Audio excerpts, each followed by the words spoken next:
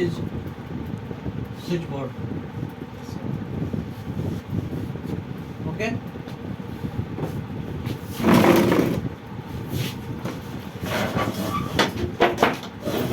It's a switchboard. Fine. Yes.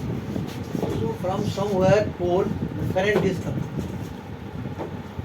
इसमें current आ रहा है. ठीक. Means you are there.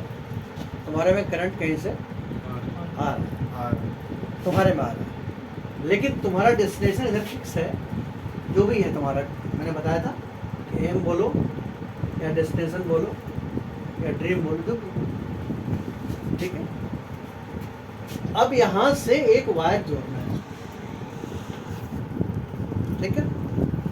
अब वायर कितने क्वालिटी की आती है.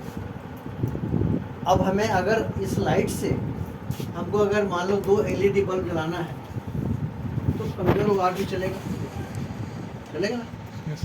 लेकिन हमको AC भी चलानी है अदीप सर, हमको फैन भी चलाने हैं, हमको कूलर भी चलाना है, हमको मोटर भी चलाना है, और भी इलेक्ट्रिकल अप्लायंसेस हम चलाने हैं हमें. तो हमें क्या करना पड़ेगा, कॉपर इस वायर को और अच्छी क्वालिटी अच्छी क्वालिटी का लेना पड़ेगा. उसके बाद इसकी जो कवरिंग अच्छी होनी चाहिए ताकि कहीं भी तुमको डेंट ना दे, शॉर्ट ना करे, है ना. इसके बीच में कहीं भी जो जोड़ होता है, कट होता है, उसको हमको हटाना पड़ेगा.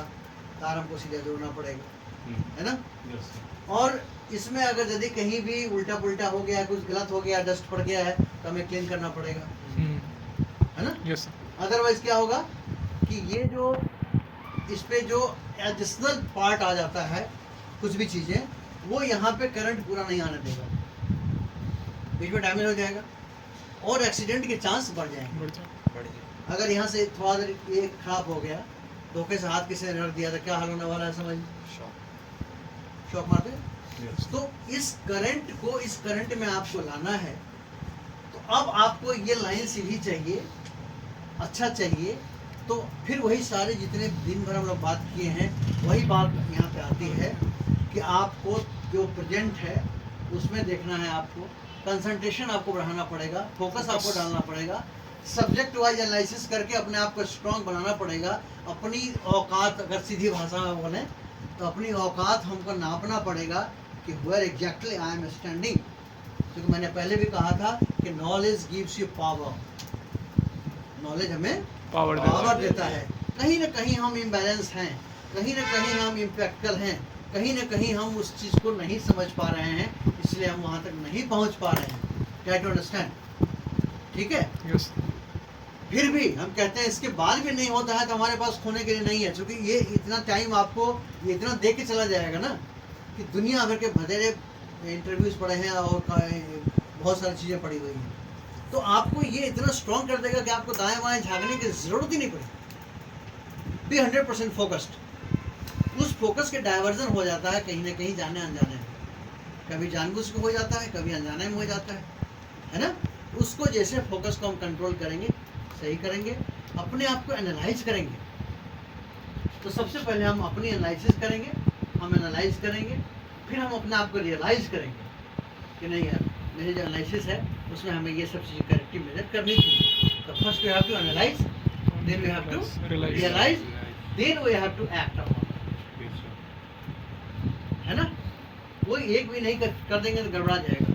आपको तीनों करना पड़ेगा. और एक्शन आपको लेना ही पड़ेगा, चाहे जैसे भी लेना पड़े. और action with only, not only hard. अब वो जमाना चला गया सिर्फ हार्ड वर्क का. अब आपको स्मार्ट वर्क भी करना पड़ेगा. Hard as well as Smart. दोनों करना पड़ता है ना. तो हार्ड वर्क, स्मार्ट वर्क करिए. अपने टैलेंट्स, अपने टेक्निक्स, ये सबको उपयोग करिए. जहाँ कमी महसूस होती है उस प्रॉब्लम को तोड़ने का जो बताया था मैंने, उसको ब्रेक करके अब देखिए कि वो प्रॉब्लम का सॉल्यूशन किसके पास है, उसके पास जाइए और उस प्रॉब्लम का सॉल्यूशन कीजिए.